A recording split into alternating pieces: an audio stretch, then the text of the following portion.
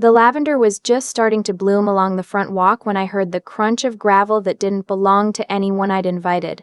I was on my knees in the garden bed, hands deep in soil, trying to coax a stubborn root loose before the afternoon heat made it impossible. Biscuit, my 12-year-old beagle with one cloudy eye and a snore loud enough to rattle windows, was stretched out in a patch of shade beside the porch steps, doing absolutely nothing useful, which was his specialty.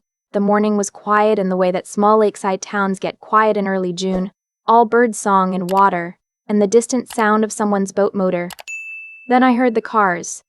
2 of them, moving slow, the way people move when they're looking for a number on a mailbox but already know exactly where they're going. I stood up and shielded my eyes. My mother's minivan, my brother's pickup truck with the dented tailgate I'd watched him reverse into a gas pump in 2019 and never let anyone fix. And behind the truck, a cargo trailer I didn't recognize. White and dusty and large enough to hold most of a studio apartment's worth of furniture. My stomach dropped before my brain caught up.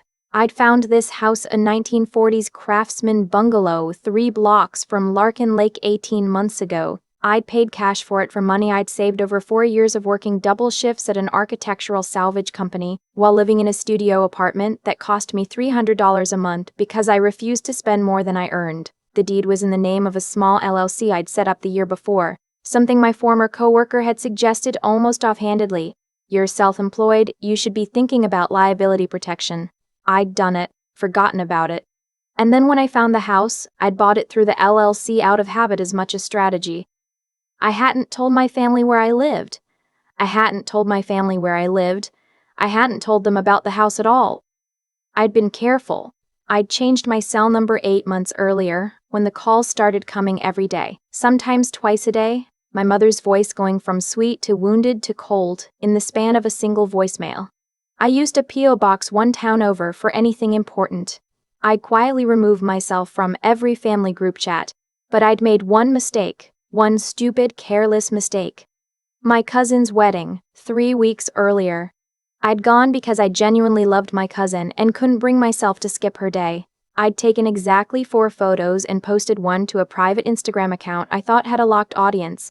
The photo was of the dessert table. Just the dessert table. But in the background, barely visible, was a name tag from a local real estate networking event I'd attended the week before. Larkin Lake Preservation Society. My mother had a friend who had a daughter who had spotted it and recognized the name of the organization. 12 days of detective work later, apparently, and here they were. My mother got out of the van first, straightening her blouse like she was arriving for Sunday dinner. "What are you doing here?"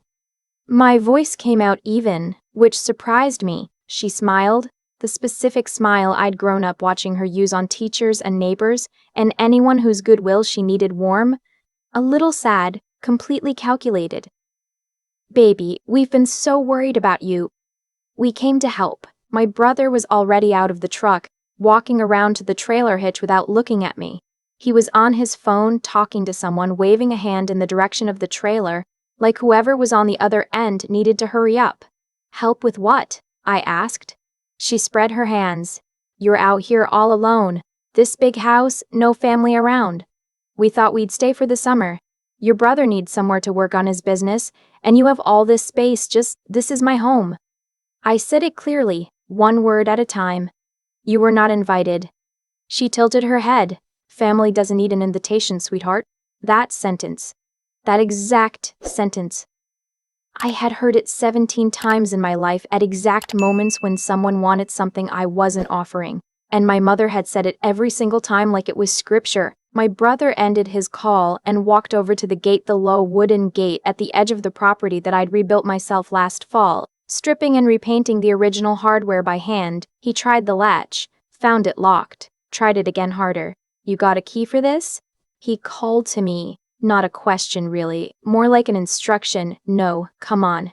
He said it like I was being unreasonable. Like I was the one who had shown up unannounced with a cargo trailer full of stuff. We drove 4 hours. "Don't be dramatic." He went back to his truck and I watched him root around behind a seat. When he came back out, he had a bolt cutter in his hand, not a small one. And my mother turned away and looked at the garden like she was admiring my hydrangeas while her son cut through the lock I'd installed on my own gate. I called 911 right then. Not 5 minutes later. Not after they'd gotten inside. Right then, while my brother was still working the bolt cutter through the padlock, and my mother was pretending to be interested in my roses, the dispatcher asked me what was happening, and I told her 2 people were cutting through my locked gate without permission, and I needed an officer. I gave the address. I said the words trespassing and forced entry clearly, the way you say words you've looked up before, words you've thought about, words you've kept in the back of your throat against the possibility of a morning exactly like this one. My mother looked at me while I was on the phone. Her expression shifted from the warm smile to something flatter, more calculating. She didn't say anything. My brother got the gate open. He pulled both halves wide like he was doing me a favor, clearing the entrance.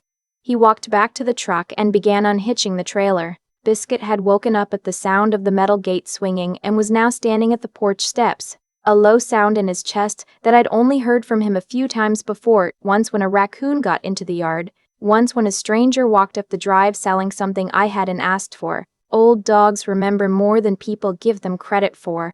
My brother walked up toward the house and Biscuit stepped off the porch to intercept him. The way he always did, arthritic and slow and not remotely intimidating but deeply sincere about his job. My brother didn't even break stride. He grabbed the dog by the collar too hard, yanking upward, and shoved him sideways toward the garden bed. Biscuit hit the low wooden border of the bed with his hip and yelped, a sound I felt in my teeth, then scrambled away from my brother's hand toward the far side of the porch. I was off the porch and across the yard before I knew I'd moved. "Don't touch my dog." I said it at a volume I didn't know I had. "Don't ever touch my dog." My brother looked at me like I'd said something embarrassing. He was in my way. I put myself between him and the porch steps and stared at him and did not move, and something in my face made him stop and actually look at me, maybe for the first time in years. I don't know what he saw. Whatever it was, he took a half step back. The officer arrived 11 minutes later. She was younger than I expected, maybe late 20s, and she had the calm of someone who'd been dispatched to enough of these calls to know what they were before she got out of the car. I explained the situation before she reached the gate. My property, my LLC, my locked gate, my brother's bolt cutters, no invitation, no prior notice. I had my LLC documentation on my phone. I'd photographed the original papers and kept them in a folder in my cloud storage because someone had once told me that was a smart thing to do, and I was the kind of person who listened when smart people talked. The officer listened to me, then walked over to my mother, who launched into the version where she was a concerned parent who'd made a long drive to check on her only daughter. "Ma'am," the officer said after about 40 seconds, "do you have documentation showing you have permission to access this property?" My mother looked at her. "We're family," she said. "That's not what I asked." My brother tried next.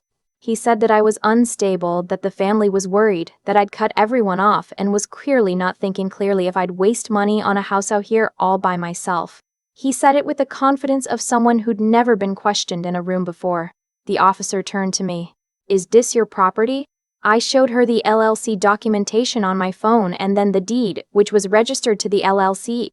She looked at it for a moment. She looked at the bolt cutters, still on the ground near the gate. She looked at my brother. "Sir, you cut through locked gate on private property without the owner's permission? That's criminal trespass. Do you understand that?" My brother started to explain. The officer was not interested in the explanation. She didn't arrest anyone that morning. My brother hadn't technically entered the house, and without a more senior officer and a clearer directive, she documented the incident, gave my mother and brother a formal trespass warning for the property, and told them clearly that if they returned, they'd be arrested. She asked if I wanted to press charges for the gate. I said yes. She noted it. My mother walked back to her van without looking at me. My brother loaded the bolt cutters back behind his truck seat. He looked at me once before he pulled the door closed, a look I couldn't entirely read, part contempt, part something almost like surprise, like he'd just noticed I wasn't the same person I used to be. The cargo trailer sat in my driveway because there was nothing to do with it until someone came to collect it. The officer waited until both vehicles had reversed out and driven back down the road. Then she gave me her card and told me to call if anything else happened. I went inside, knelt down next to Biscuit where he'd retreated under the kitchen table, and ran my hands very carefully along his hip. He flinched once. I made a vet appointment for that afternoon. I thought it was over. It wasn't over. The next morning, my phone rang at 7 a.m. An unfamiliar number with my same area code. I almost didn't answer. The woman on the other end was from the county property assessor's office. She said they'd received a request to update the mailing address on file for my property to my mother's address, 4 hours away. The request had been submitted online in my name with my date of birth and the last 4 digits of my social security number for verification. My mother had that information. She'd helped me apply for a car loan 6 years ago and had written it down in the small notebook she kept in her kitchen drawer because she was that kind of organized. I told the woman it was fraudulent. She flagged it and reversed it and gave me a case number and suggested I file a police report, which I did that morning, online, identity fraud, adding it to the trespass report from the day before. Then I called my attorney. Her name was Vera Sinclair and I'd hired her 8 months earlier when I first set up the LLC. Because the accountant who'd helped me with my taxes had said, you need at least one consult with a real estate attorney before you buy anything, and I had listened. I'd kept her number. I was very glad I'd kept her number. Tell me everything, Vera said, and so I did. When I finished, she was quiet for 2 seconds. Okay. The address change request is identity fraud. File everything you have. The trespass warning is documented. Here's what concerns me. She paused. If they try to establish residency at your address through mail forwarding, fraudulent utility transfers, anything like that, it complicates eviction if they ever get inside, so we need to make sure they never get inside. I told her about the cargo trailer still sitting in my driveway. Get a recovery company to haul it, document it. Give them a window to collect it, certified letter to your mother's address. If they don't collect it, you're not responsible for it. I did that. Then my mother got on Facebook. I found out because my cousin texted me a screenshot at 10:30 that morning. My mother's post had 200 reactions by noon. The narrative was that I'd called the police on my own family, that I'd had my brother nearly arrested for trying to visit me, that I was clearly in some kind of crisis, and the family was frightened but respecting my space. She used the phrase choosing estrangement 4 times. She used the phrase praying for her twice. The comments were full of people who knew her from church and her garden club, all expressing concern, all aimed directly at me. I read the whole thread once. Then I closed the app and called Vera back. Can we file anything about the Facebook posts? Not unless she makes specific false factual claims you can document as false.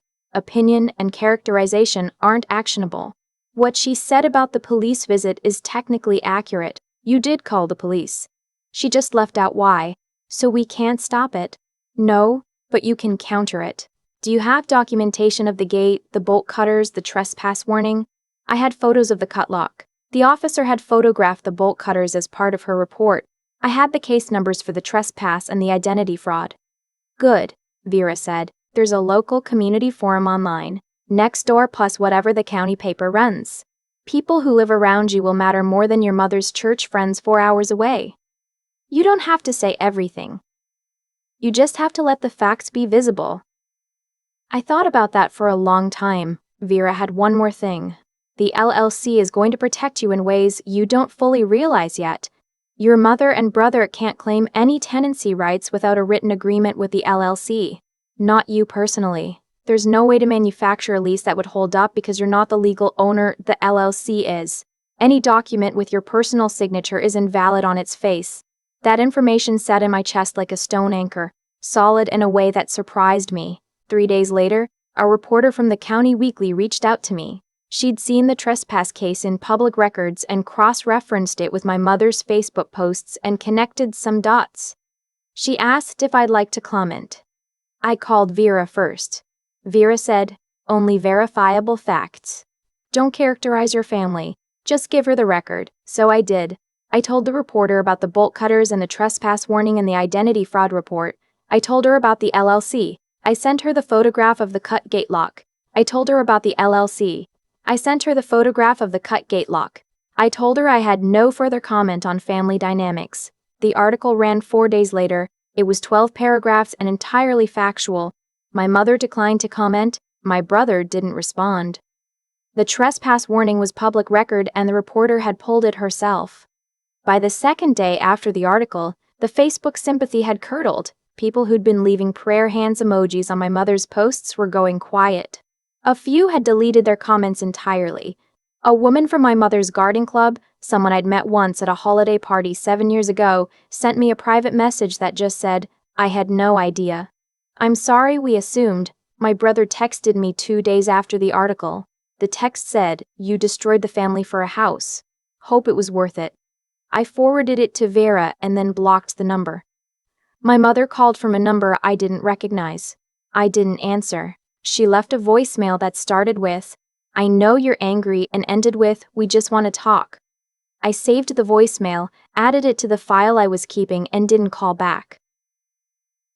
What I didn't expect, what I genuinely hadn't planned for, was my brother's next move. I found out about it the same way I'd found out about the Facebook posts. A text from my cousin, who was, at this point, functioning as an inadvertent intelligence network. "Your brother posted something. You should probably see it." The video was on his Instagram. He'd filmed himself in the parking lot of a grocery store 40 minutes from my house, pointing at the camera with the particular energy of someone who'd convinced themselves they were being persecuted. He said he knew where I lived. He said I'd stolen from the family. This was a new claim, one I'd never heard before, though he didn't specify what I'd allegedly stolen. He said he was coming back to get what was his. He said it in the voice of someone who expected to be cheered on. The video had been posted 6 hours earlier. It had 340 views. I watched it 3 times, noting every specific statement. Then I sent the link to Vera. "That's a threat," she said. "File it. I want you to call the officer from the original trespass report tonight." I did. The officer was off duty but called me back within an hour. She listened. She said she'd flag it and that if he showed up again, the trespass warning became an arrest. She asked if I felt safe. I looked around my kitchen, the repaired gate lock. I'd replaced it the afternoon of the trespass with a higher-grade deadbolt. The security camera I'd ordered the evening after my brother shoved Biscuit, now mounted above the front door and the gate both. Biscuit, eating his dinner in his usual corner. Hip apparently not broken, just bruised, according to the vet. I thought about the question, "Do you feel safe?" "I'm making myself safe," I said. "That's different." She understood that. The thing I want to say about the week that followed is that it wasn't dramatic. No confrontation, no scene. My brother didn't come back. The cargo trailer was picked up by a towing company 4 days after I sent the certified letter. I filed the documentation and moved on. What I did instead of waiting was prepare. I talked to Vera about a restraining order, got the paperwork started, filed it 10 days later. I had a contractor come look at the gate and reinforce the post anchors, which had been slightly loosened by the original breach. I installed a second camera at the back of the property. I spent one Sunday afternoon going through my social media presence and removing anything that showed my location, my schedule, my routines. I called my cousin, the one whose wedding had accidentally led them here, and told her what had happened. She cried. She apologized. I told her it wasn't her fault and I meant it, and also made a note that I would never again attend any family event where my mother and brother would also be present. The restraining order hearing was scheduled for a Tuesday afternoon in early August. I drove myself. Vera met me at the courthouse. My brother showed up with no attorney and a printed copy of the Instagram video which he apparently thought would help him and which did not. The judge reviewed the documentation, the trespass report, the identity fraud case number, the Instagram video with its specific verbal threat, the follow-up contact attempts from numbers I hadn't given him. She looked at all of it with the expression of someone who had seen many versions of this situation before and was not surprised by any of them. The restraining order was granted. 3 years, no contact, no approach within 500 feet of my property. My brother stared at the table for a long moment after the judge finished. Then he stood up and walked out without looking at me. My mother had not come to the hearing. I didn't speak to Vera until we were outside in the parking lot, standing in the heat of an August afternoon, both of us squinting against the sun. "That's it?" I asked. "That's it for now," she said. "He violates it. He's in handcuffs. Your mother had no legal standing in the property matter to begin with, so unless she tries something new, you're protected." I drove home along the lake road with the windows down and Biscuit in the passenger seat. I'd started taking him on short errands because the vet said gentle movement was good for the hip. and also because I liked his company. He hung his nose out the window and let his ears blow back, and was simply present in the way that dogs are, completely unconcerned with the last 2 months of my life. The craftsman bungalow looked the same as it had every other day. The garden beds I'd been slowly expanding, the porch I'd refinished in October, the new gate hardware gleaming where the old lock had been cut away. The lavender had finished blooming and gone a little leggy and needed to be cut back before fall, which I had notes about in the planner on my kitchen table. There were things I didn't get back: the morning quiet I'd had before they came, the uncomplicated pleasure of the garden before I associated it with the sound of gravel under tires I hadn't invited. Months of my attention and money and bandwidth that could have gone to the carriage house renovation I've been planning since January. But here's what I want to say about the thing I actually learned, because I've thought about it a lot in the months since. I spent years believing that keeping peace with my family was a value, that being the one who absorbed the friction, who excused the taking, who showed up anyway after every Thanksgiving that ended with my brother making a comment about my job or my choices or my general failure to be what they'd decided I was supposed to be. I thought that endurance was a virtue. I thought it was love. It wasn't love. It was fear dressed up as patience. The house is mine. Not because I outmaneuvered them, though I did. Not because the law protected me, though it did. Because I decided, somewhere in the middle of 4 years of double shifts and a studio apartment and saying no to every expenditure that wasn't necessary, that I was building something for myself and that I was allowed to keep it. The restraining order expires in 3 years. My mother still posts occasionally on Facebook, nothing about me anymore. Just garden photos and church announcements and pictures of her cat. My brother, from what my cousin says, moved to another state and started a new business that may or may not be the same business he'd planned to run from my basement. Last September, my neighbor from 2 houses down, a retired contractor named Eugene, who'd helped me figure out the gate post anchors and had delivered a casserole without comment, the week after the trespass, came over to help me build the raised beds I'd been planning along the south fence. We worked for most of a Saturday, Eugene and me and Biscuit supervising from the porch, and when we finished, Eugene surveyed the beds and said they were square, which from him was high praise. I made coffee and we sat on the porch steps and didn't talk very much, the way you cannot talk with someone when you've done physical work alongside them and there's nothing left to prove. The lake was visible between the trees at the end of the block, catching the late afternoon light. "You doing all right out here?" Eugene asked, not making a thing of it. "Yeah," I said. "I really am." Biscuit climbed stiffly into my lap. He wasn't supposed to, he was too big. The vet had mild opinions about it and settled there anyway, his one good eye closing in the warmth. The summer before, I'd been standing in that same garden when I heard cars I hadn't invited coming up the road. A year later, I was sitting in it without waiting for anything to go wrong. That's what it costs, I think. Not the legal fees or the contractor or the new locks, though all of that costs something too. What it costs is the time it takes to stop flinching, to sit on your own porch in your own late afternoon light and let it be enough. It was enough. It was more than enough. It was more than enough.